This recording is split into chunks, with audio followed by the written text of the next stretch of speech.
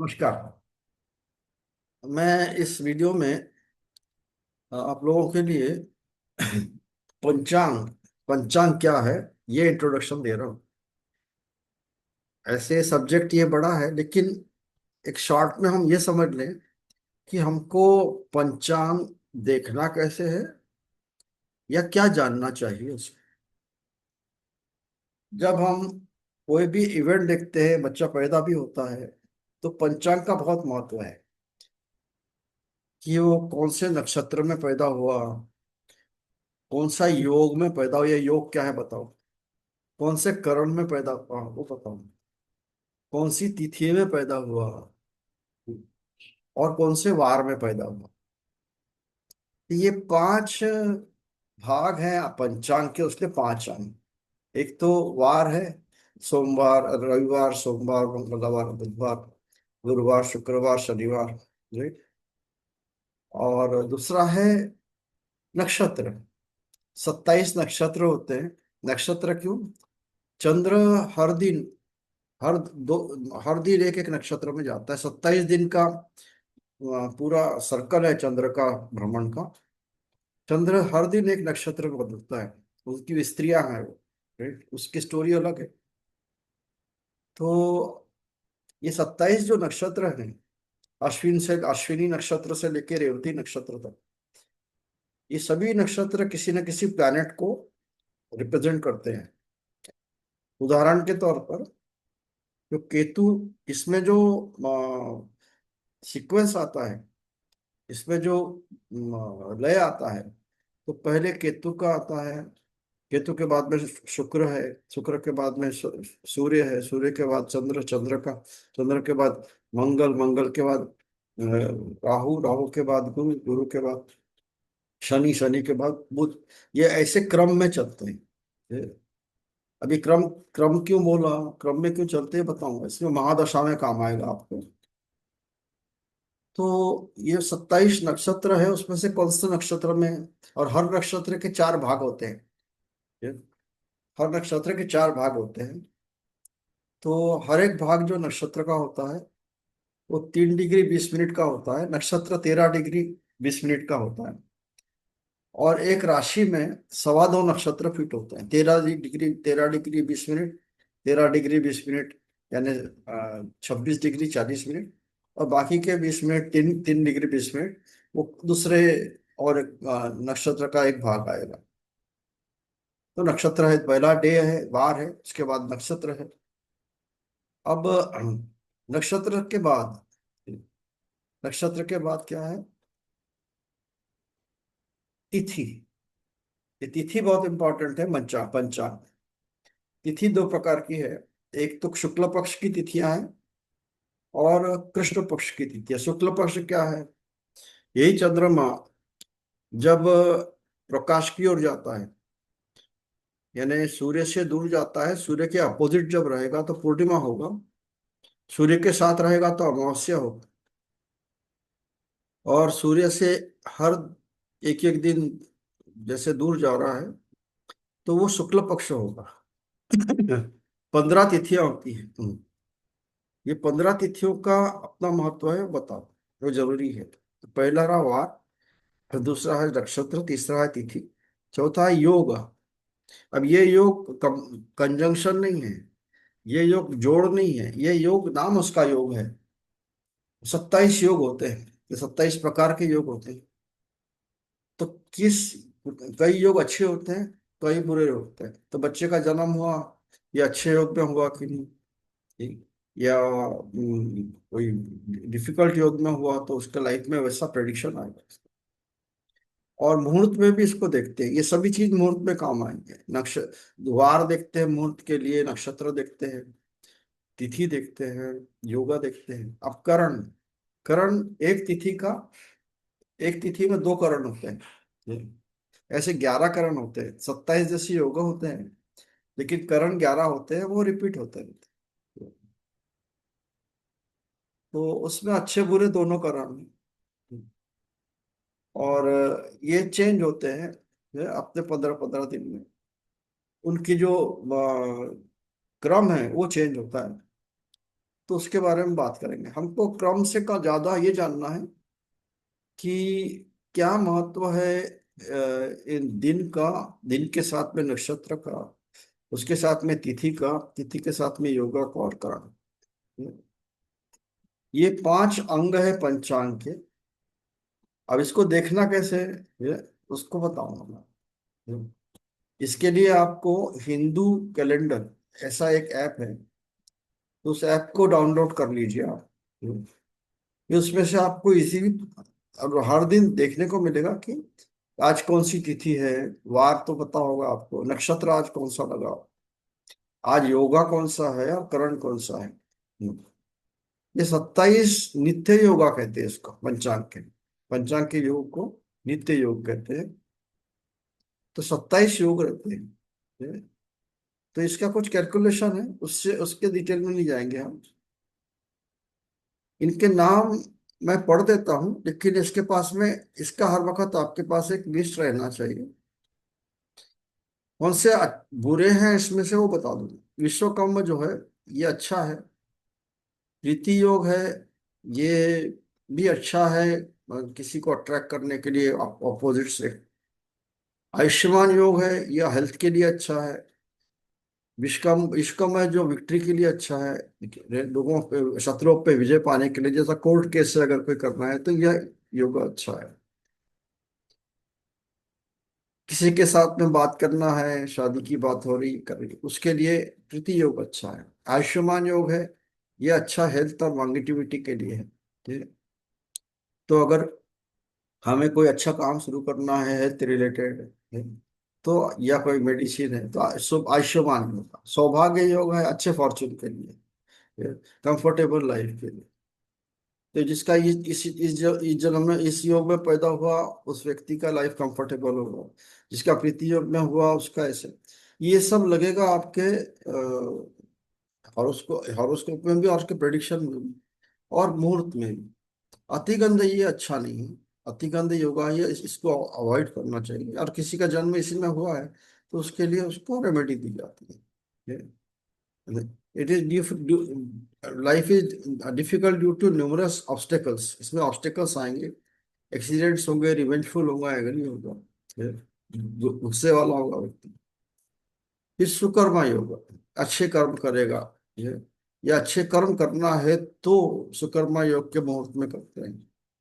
धृति योग, जहाँ पे एक आपने कोई कमिटमेंट करना है, कोई चीज का शुरू कर रहे हैं आप, उसकी कमिटमेंट धृति योग में करते हैं।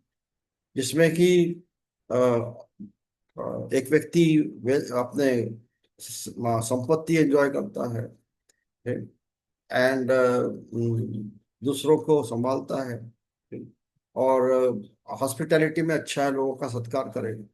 शूल अच्छा है, इसका नाम ही है शूल का मतलब ये कीला, राइट, या एक नेल, तो पेन का है। तो कन्फ्रंटेशनल है ये, आर्गुमेंट quarrelsome, राइट। तो ये अगर किसी का जन्म यहाँ पैदा हुआ, यहाँ हुआ है, तो व्यक्ति वैसा होगा, उसका थोड़ा स्वभाव ऐसे रहेगा। और मुहूर्त में इसको नहीं देखते। कोई अच्छा काम करना है तो शूल को अवॉइड करते हैं। गंध है, अतिगंध गंध, ये डेंजर और ऑब्स्टेकल दिखाता है। यहाँ भी मॉरल एथिक्स, राइट, इसके लिए अच्छा नहीं है, ट्रबल से। आप कोई काम करना चाहते हो, अच्छा नौकरी ज्वाइन करना चाहते हो, कुछ नया काम करना, तो गंध को अवॉइड करना। या कोई बच्चा इसमें जन्म हुआ है तो उसमें उसका वैसे आप रेमेडी करो। वृद्ध, वृद्ध ही होगा, ये बुद्धिमान होगा, अपॉर्चुनिटी, जो अपॉर्चुनिटी मिलेगी उसको ग्रैब करेगा है, और उसके जीवन में हर वक्त ग्रोथ रहेगा। ध्रुव योगा, ये बहुत अच्छा योग है। स्टडी करेक्टर, उसका मॉरल करेक्टर बहुत अच्छा होगा, कंसंट्रेट कर पाएगा, एक रेजिलियंस जिसको कहते हैं, किसी को परसिस्ट करेगा। व्यागत योग, 13वां योग है, ये क्रूअल है, इसके लिए अच्छा नहीं है। ये हर्ष नहीं होगा, ये अच्छा है, इंटेलिजेंट है व्यक्ति, इंटेलिजेंट होगा, डिलाइट होगा, इसके लिए अच्छे काम कर सकते हैं। वज्र योग, ये ये भी बहुत अच्छा है। लेकिन इसमें ऐसी शक्ति होगी जो आप पहचान नहीं सकते, अंदरूनी शक्ति होगा, वज्र है। सिद्ध योगा, कोई भी चीज को पूरा सिद्ध करेगा या पूरा कंप्लीट करेगा। व्यात्तपति होगा, ये भी अच्छा नहीं होगा, इसमें मिश्र होंगे, फिकल फिकल माइंडेड रहेगा। वरीय नहीं होगा, ये लग्जरी के लिए अच्छा है। परिघा योगा, ये इसमें भी ऑब्स्टेकल्स आएंगे। शिव योगा, ये अच्छा रहेगा, ये आपके गवर्नमेंट जॉब मिलेंगे। कोई अब रिलीजियस काम आप करोगे, वेल्दी रहोगे। सिद्ध योगा, पहले इसमें पर्सनालिटी अच्छी रहेगी। साध्य योगा, ये अपना कोई भी काम अकम्प्लिश करने के लिए अच्छा रहेगा, एटिकेट्स अच्छे रहेगा। शुभ योग, ये बहुत अच्छा योग है। ये कोई इसमें पैदा हुआ तो उसके जीवन में शुभता रहेगी, ऑस्पिशियस रहेगा, ग्रोथ रहेगी। या ऐसे योग में कोई काम करोगे तो सिद्ध होगा। शुक्ल योगा, ब्राइट वाइट, राइट, ये एक इम्पेशेंट व्यक्ति का होगा, इम्पल्सिव है लेकिन चेंजेबल, अपने जीवन में बदलाव लाएगा। ब्रह्म योग, ट्रस्टवर्दी होगा, कॉन्फिडेंशियल रहेगा, एम्बिशियस होगा, राइट, अच्छा उसका जजमेंट रहेगा। इतर योगा, ये एजुकेशन में, नॉलेज में है, उसमें बहुत अच्छा रहेगा। वृद्धि योगा, आखिरी योगा है, क्रिटिकल है शिव।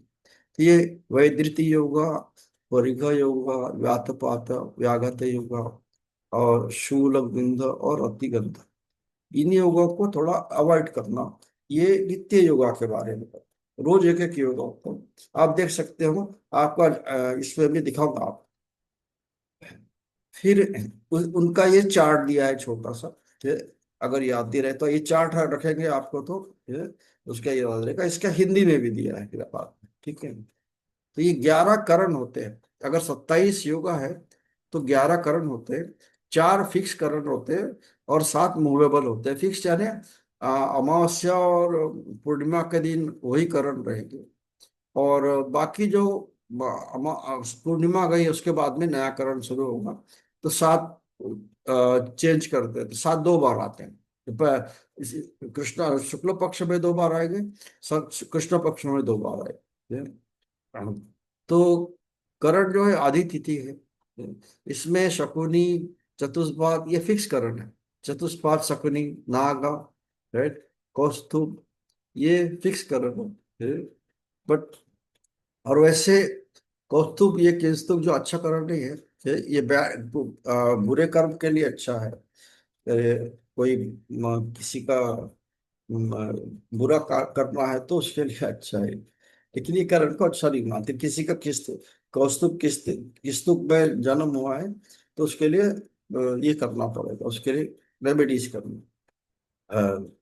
और अगर ये शुक्ल पक्ष में कोई करण बैठ आया तो वासुदेव योगा बनता है, वो करण अच्छे रिजल्ट देता है। अभी मूवेबल करण, ये तो फिक्स थे चारों। ये मूवेबल करण है। बाव, बालव, कौलव, तैतिल्य, गर, वरिज, विष्टि। तो इसमें कौलव और विष्टि ये अच्छे करण नहीं है। इसके डिटेल दिए हैं, आप देख लीजिए इसको। एक तो अच्छे अच्छे करण है बाकी के। इस 7 में से कौलव और वृष्टि, ये 2 अच्छे नहीं, बाकी सब अच्छे हैं। बावा है, ये व्यक्ति, इसमें दया होगी, ये जिसका करियर आर्मी में अच्छा रहेगा। पालव है, ये ये हैंडसम होगा, करेजियस होगा। तैतिल है, कौलव है, ये थोड़ा बैड डीड्स करेगा, ये अनैतिक कामों में ज्यादा इसका ये रहेगा। तैतिल, तैतिल करण है, ये सॉफ्ट हार्टेड होगा, ये अपना मन को संभाल के रखेगा। घर करण है, ये इसमें स्ट्रैटेजी और इमेजिनेटिव पावर, टॉकेटिव होगा। वाणिज्यकरण है, ये अच्छा बिजनेस अक्यूमेंट रहेगा इसका। विष्टि जो है, या इसमें दिल नहीं होगा किसी के प्रति, उसके ये एम्पैथी नहीं होगी उसकी, ऐसा होगा। ये खाली अपने सेल्फिश होगा बहुत। अभी मैंने करण और योगा के बारे में आपको डिटेल बताया। अब तिथि के बारे में, ये तो तिथि ऐसा है, ये 4 इंपॉर्टेंट तिथियां होती है। चैत्र शुक्ल की जो प्रतिपदा, प्रथमा शुक्ला, अक्षय तृतीया, विजयदशमी, कार्तिक। तो ये किसी, इसमें कोई भी अच्छा काम आप कर सकते हैं, ये इसलिए इसको इम्पोर्टेंट तिथियां कहा है। कार्तिक कार्तिक महीने की प्रतिपदा, विजयादशमी जो अभी आने वाली है, दशहरा कहते हैं, अक्षय तृतीया जो कि आप जानते हो, इसमें सब शुभ काम शुरू करते हैं, जो सोना खरीदते हैं, और चैत्र महीने के पहले महीने का शुक्ल का पहला दिन, यानी जब नया साल शुरू होता है वो वाला दिन। हाउएवर, हर दिन राहु काल, यम घंटा काल, गुलिक काल should be avoided in this तिथि। अगर ये तिथि में कोई मुहूर्त लेना है तो आपका पंचांग में लिखा मिलेगा राहु काल क्या है, यम घंटा क्या है, गुलिक काल क्या है। अब इन कालों को हम जब मुहूर्त का डिटेल देखेंगे तो उसके बारे में बताऊं। तो ये गुलिक काल है, ये एक शनि का रूप है। यम घंटा काल है, ये अच्छा नहीं। और राहु राहु काल भी है। हर दिन ये 2 घंटे आता है, 1.5 घंटे 2 घंटे आता है। और ये फिक्स रहता है, सोमवार के दिन इसी दिन आएगा, मंगलवार के दिन उसी दिन आएगा। अब तिथियां जो है 5 प्रकार की रहती है। जो पहले नंबर की तिथि रहेगी, प्रथमा तिथि, उसको नंदा तिथि कहते हैं। दूसरे नंबर की तिथि है उसको भद्रा तिथि कहते हैं। तीसरे नंबर की तिथि है वो जया तिथि होगी, तृतीया तिथि। चतुर्थी तिथि है वो रिक्ता तिथि होगी। पंचमी तिथि होगी पूर्णा होगी। फिर षष्ठी तिथि फिर से नंदा, फिर भद्रा सप्तमी, फिर अष्टमी जया, नवमी रिक्ता, फिर दशमी पूर्णा, फिर एकादश नंदा, फिर द्वादश भद्रा, त्रयोदश जया, तो फिर चतुर्दशी रिक्ता और पूर्णा। अब इनके तिथियों का जो है, उनके अपने अपने स्वभाव होते हैं। सनंदा तिथि नाम है उसका, आनंद और जो है उसमें आनंद मनाना, कोई नया चीज शुरू करना है उसके लिए अच्छा है। भद्र, कोई आरोग्य वाली चीज है शुरू करना है उसके लिए अच्छा है, मंगल के लिए है। कोई लड़ाई पे जाना उसके लिए अच्छा है। कोई डॉक्टर का कुछ काम है, सर्जरी वगैरह करना उसके लिए अच्छा है। जया तिथि है, ये विक्री के लिए है, किसी भी चीज में जय पाने के लिए, तो अच्छी तिथि है ये। नंदा और जया दोनों तिथि, इसमें अच्छे काम हो सकते हैं। और पूर्णा तिथि जो है जिसमें पूरा कर सकते कोई भी काम, जैसे आप घर का प्रतिष्ठा है पूरा हुआ, या आप गाड़ी खरीद के लाए, उसके बाद में उसकी पूजा करना, ये पूर्णा तिथि में करना। विकता तिथि जो है अच्छी तिथि नहीं है, इसलिए यहाँ चतुर्थी, नवमी और चतुर्दशी, ये तीनों दिन, चतुर्थी के दिन गणेश की पूजा होती है, नवमी के दिन आपको पता है दुर्गा जी की पूजा होती है, चतुर्दशी के दिन तो कृष्ण जी की पूजा होती है। तो इसलिए भगवान की पूजा करो, लेकिन अच्छे काम इसमें कोई नहीं करो। तो भगवान का स्मरण करो उसमें, इस तिथि का रिक्ता तिथि, उसका नाम ही है रिक्ता, राइट, लॉस एंड नष्ट। ये पांचों तिथि के बारे में सिंपल है। 1 नंबर नंदा, 2 नंबर भद्रा, 3 नंबर जया, 4 नंबर रिक्ता और 5 नंबर पूर्णा। इसमें रिक्ता सबसे अच्छी तिथि नहीं है। और बाकी जो इसमें भद्रा तिथि है, इसमें भी अच्छे काम होते नहीं है, लेकिन इसमें ऐसे काम होते हैं जहाँ की आरोग्य से जुड़े हैं, किसी पे विजय पाना है, मंगल के रिलेटेड जैसे। हम्म। नक्षत्र 27, 27 नक्षत्र है, 28 भी है। 28 को हम गिनते नहीं है, अभिजीत नक्षत्र को नहीं गिना जाता है। तो 27 नक्षत्रों में अपने अपने प्रकार है, नक्षत्र का अपने एक अलग एक क्लास हम करेंगे, आप उसके बारे में जानना। वैसे जनरल पर्पस के लिए, साधारण साधारण काम के लिए अच्छे नक्षत्र है अश्विनी, रोहिणी, मृगशिरा, पुनर्वसु, पुष्य, उत्तर फाल्गुनी, हस्त, चित्रा, स्वाति, अनुराधा, उत्तर आषाढ़, श्रवण, धनिष्ठा, शतभिषा, उत्तर भाद्रपदा, रेवती। ये तो इसमें जन्म नक्षत्र जो है, ये अगर है आपका, तो उसको अवॉइड करना है दिन, बाकी दिन इनको आप मुहूर्त कर सकते हैं। आप किसी का जन्म अगर मृगशिरा में हुआ है तो वो अच्छे काम के लिए मृगशिरा नक्षत्र नहीं चुनेगा, ये कहा गया है। किसी का अश्विनी नक्षत्र में जन्म हुआ है तो वो अपने जीवन में याद रखे कि कोई अच्छे काम कर रहा है तो अश्विनी नक्षत्र का मुहूर्त है, बाकी ये अच्छे मुहूर्त है, उसको लूंगा। अच्छा, शादियों के लिए कौन से अच्छे? रोहिणी है, चंद्र का नक्षत्र है, मृगशिरा है, मंगल का नक्षत्र है, मगा है, केतु का नक्षत्र है। इसका खाली पहला चरण जो 3 डिग्री 20 मिनट है उसको अवॉइड करना, बाकी 3 चरण अच्छे रहते हैं। उत्तर फाल्गुनी है, ये सूर्य का नक्षत्र है, ये अच्छा है। हस्त नक्षत्र चंद्र का अच्छा है। स्वाति राहु का नक्षत्र है, सबसे अच्छा नक्षत्र है। अनुराधा नक्षत्र शनि का है, वो भी अच्छा है। मूला नक्षत्र आपके इसका गुरु का है, वो अच्छा है। उत्तराषाढ़ जो है ये शनि का अच्छा है, उत्तर भाद्रपद, उत्तर आषाढ़ से सूर्य का अच्छा है, उत्तर भाद्रपद शनि का अच्छा है, रेवती। ये इसके इसका आखिरी जो क्वार्टर है, आखिरी चरण है, उसको अवॉइड करना, बाकी अच्छा है। ये शादी वगैरह के लिए ये नक्षत्र देखे जाते हैं। क्योंकि आपको ये थोड़ा बहुत भी मालूम हुआ, आप रेफर करके बता सकते हो कि कौन सा मुहूर्त अच्छा है, बुरा है। अच्छे नक्षत्र जो गृह प्रवेश के लिए है, वो रोहिणी, मृगशिरा, उसका नाम दिया है। अक्षय नक्षत्र कोई नए व्हीकल खरीदने के लिए, उसका डिटेल दिया है। तो कोई नया काम शुरू करना है, उसकी डिटेल दी गई है। हाँ। और ताराबल, मुझे किसी ने पूछा था ताराबल क्या है, तो पूजा जी ने पूछा था, कि जब पंचांग सीखोगे तब जानोगे। तो ताराबल है कि ऐसा मुहूर्त करना जिसमें कि उनकी जो गिनती है, ये वो बर्थ नक्षत्र, जन्म नक्षत्र से जो नक्षत्र आएगा, मुहूर्त आएगा, ये वो 1, 3, 5, 7, 10, 12, 14, 16, 19, 21, 23, 25 नक्षत्र ना हो, ये वो तारावली कहते हैं। इसकी काउंटिंग बर्थ नक्षत्र, आपकी अगर आपका नक्षत्र अगर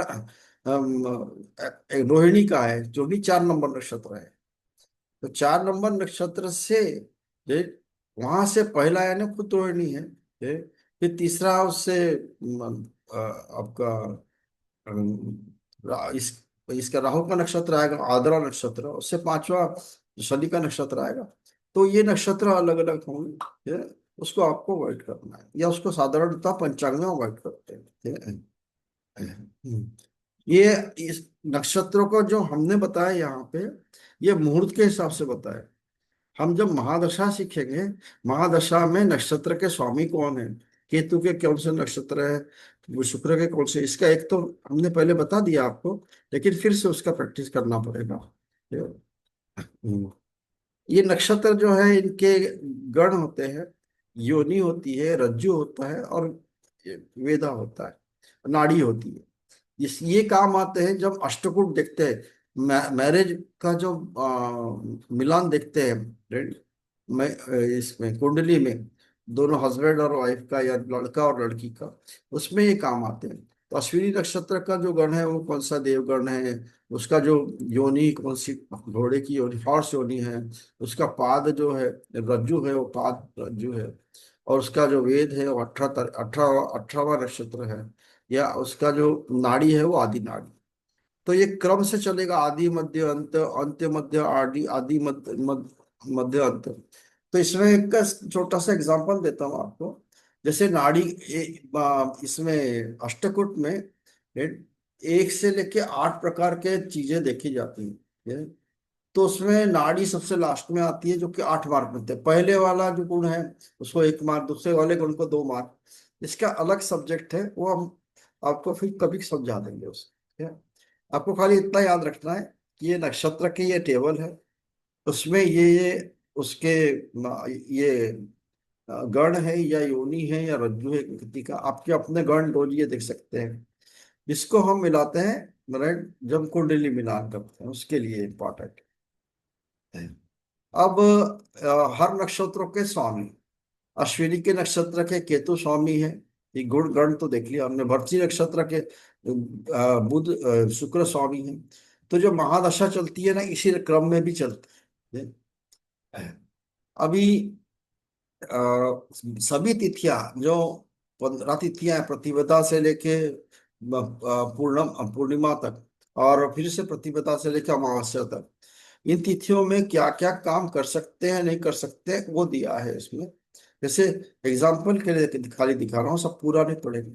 प्रतिपदा तिथि जो है, वो किसी भी कंस्ट्रक्शन का काम शुरू करना है, नया घर बदलना है, मैरिज का है, ट्रैवलिंग का है, उसके लिए अच्छा है। द्वितीय तिथि है, तो ऐसा काम हो, यह consider to be auspicious, travelling, buying, ये एजुकेशन मैटर रिलेटेड, राइट, या स्टेट या कंट्री वास्तुकर्मा। और इसमें खाली इतना ही है, ऑयलिंग इज प्रोहिबिटेड इन तिथि का मतलब है अभयांग जो हम करते हैं ना, ये जाके इसमें, तो इस स्थिति में अभयंग नहीं करना चाहिए, तेल की कोई चीज नहीं यूज करनी द्वितीया में। अब तृतीया तिथि में अच्छे काम कुछ होते हैं, जैसे म्यूजिक का है, सीखना है, आपका कोई चीज बनाना है, ना क्रिएटिव चीज बनाना है, नई चूड़ी पहनना है, खाना किसी को खाने के लिए बुलाना है, नया घर पे जाना है, शादी का है।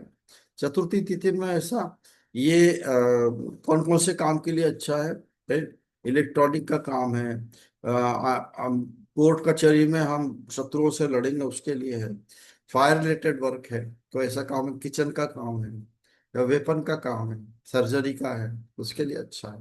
पंचमी तिथि जो है ये ऑस्पिशियस वर्क के लिए अच्छा है। और इसमें सभी अच्छे काम कर सकते हैं आप। षष्ठी तिथि जो है ये वार क्राफ्ट, वास्तुकर्मा, ये वास्तु का नया काम शुरू करेंगे वो है। ये नया गारमेंट पहनेंगे उसके लिए अच्छा है। सप्तमी तिथि है ये मैरिज के लिए, म्यूजिक रिलेटेड वर्क के लिए अच्छा। अष्टमी तिथि जो है ये भी राइट कुछ ही नया लिखना है, या नया चीज बच्चे को जैसे नया ये सिखाते हैं ना, इस क्लास में देते हैं तो स्लेट पकड़ाते हैं, उसके लिए अष्टमी तिथि अच्छी है। या ऐसा काम करना है, वास्तु का कर्म कुछ करना है, पूजा करना है, उसके लिए अच्छा है। नवमी तिथि है ये शिकार करने के लिए, लड़ने के लिए, उसके लिए अच्छी, क्योंकि सब चतुर्थी, नवमी और चतुर्दशी वो सब उसी काम के लिए आए। दसवीं तिथि है ये पूर्ण है, ये तो कोई गवर्नमेंट रिलेटेड वर्क है, ये, या शादी का है, म्यूजिक है, गारमेंट खरीदना, उसके लिए अच्छा है। एकादशी तिथि है ये भी फास्टिंग के लिए, फास्टिंग करना चाहिए इस तिथि में, बहुत अच्छा है, वास्तुकर्म कर सकते हैं। द्वादशी तिथि है मैरिज, कार, वर्कलोड एक्सेट्रा। शुक्ल पक्ष की त्रयोदशी त्रयोदशी तिथि है ये ये भी वार, मिलिट्री, वेपन, फ्लैग। फिर उसके बाद चतुर्दशी तिथि है, राइट, एग्रेसिव काम कोई भी करना है उसके लिए, ठीक है, लड़ने किसी जाना है, एक क्लास कोर्ट केस करना उसके लिए। पूर्णमी है, इसमें कोई भी ऑर्नामेंट खरीदना है, क्राफ्ट वर्क करना है। अमावस्या जो है ये इसमें दान, दान धर्म कर्म ऐसे करते हैं, क्या लोगों को देना है कुछ। और ये इसमें आ, स्त्री पुरुष का संबंध जो है उसको अवॉइड करना चाहिए। कुछ तिथियां हैं उस पर, अमावस्या में तो बिल्कुल ही नहीं करना चाहिए। अमावस्या है, आपका ग्रहण है, तो ये इसके बारे में तिथियों का जो है उसका पूरा डिटेल दिया है कि कौन से तिथि में कौन सा करण आता है, ठीक।